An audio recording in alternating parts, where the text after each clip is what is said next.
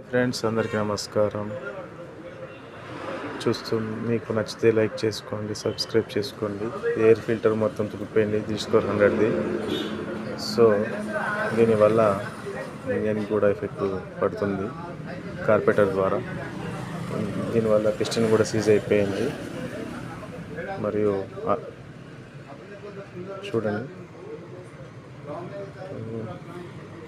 ఇక్కడ మీరు చూస్తున్నారు, ఇది ఆయిల్ పంపు గేర్ మొత్తము విరిగిపోవడం జరిగింది. టైమింగ్ ప్యాడ్ కొద్దిగా కట్ అయిపోయి ఇందులో వచ్చి పడడం వల్ల విరిగిపోయి జామ్ అవ్వడం వల్ల ఆయిల్ సర్క్యులేషన్ కాక ఇంజన్ సీజ్ అయిపోయింది. కొత్త ఆయిల్ పంపుని కూడా రీప్లేస్ చేయడం జరిగింది. ఇప్పుడు మీకు చూపిస్తాను, చూడండి ఫ్రెండ్స్. ఒకసారి మీకు దీని డెమో మామూలు చూపిస్తున్నాను, అది ఎలా స్ట్రక్ అయింది అనేది. లోపల అలా గేర్ని తిప్పినప్పుడు ఫ్రీగా తిరగాలి, అది జామ్ అయిపోయింది. ఇది కొత్త దాంతో రీప్లేస్ చేశాను. ఇది కొత్త ఆయిల్ బండిని కస్టమర్కి ఇచ్చేసాను. Thank you friends, thank you for watching.